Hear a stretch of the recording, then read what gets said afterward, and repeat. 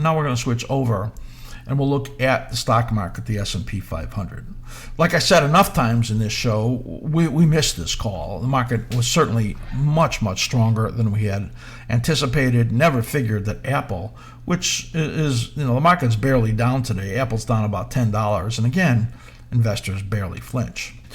The market is still quite strong, and even though the NASDAQ is falling hard today, the rest of the market is not, and we're getting this day where the NASDAQ is down a lot and the Russell is up a lot.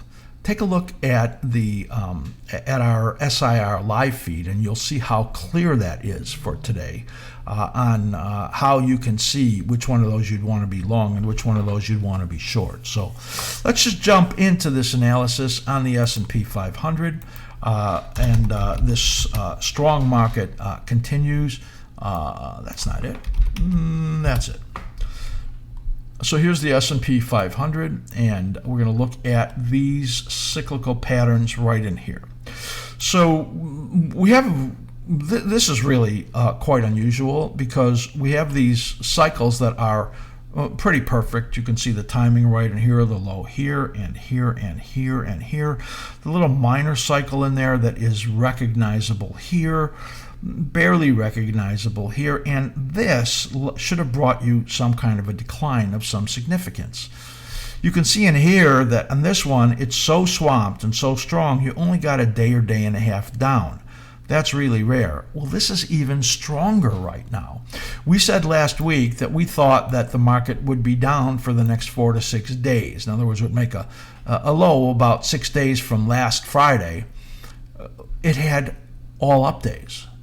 The upside momentum is just incredibly strong. I mean, the slim ribbon got positive way before this, and it continues. And you can see the strength right in here, the buy signal, all of these signals just powerfully strong, very, very contrary to what my biased analysis thought would happen. My bias being looking at the longer term trends in my multiple time frame analysis.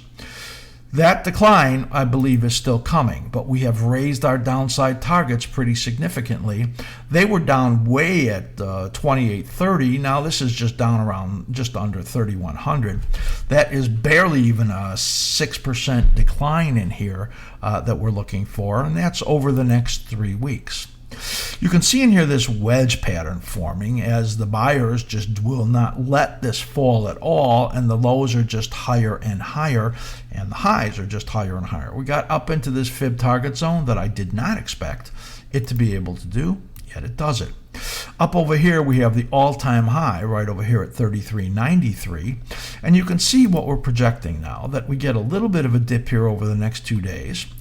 32.96 is where that little 23.6% support is. This is 32.60. So we're looking for a drop over the next 2 to 3 days and then another rally. And this is not much of a drop that we're looking for in here. Some minor down days if we could get any selling coming in at all, and then moving up. Again, what we have here is a very, very strong swamped situation right in here where the upside momentum is so strong it's not allowing the corrections to come at all. Incredibly strong situation. This wedge right over here, this trend line is going to be significant. Now, I don't really think it's going to break right now. I think that comes out over here sometime in around the 3rd week of August or so, and then you get into that bigger decline, which probably is going to be pretty brief, the way all of this is setting up right now.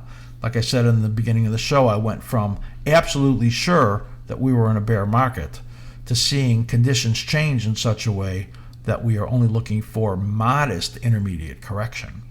Right now, we'll look for the next 3 weeks to bring us a small little dip and then further rally, setting up what we think is going to be that modest correction in there of potentially about 300 points in the S&P 500 on the downside into early September.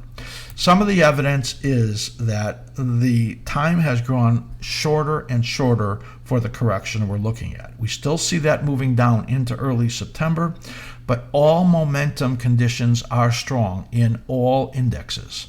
Nothing has changed in that regard, and until that does, you can't get a significant move to the downside.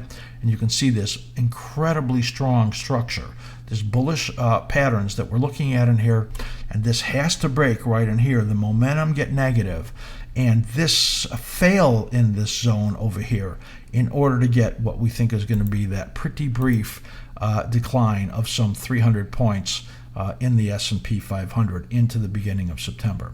That is a very, very large upgrade in our analysis as the market speaks, and we're going to listen.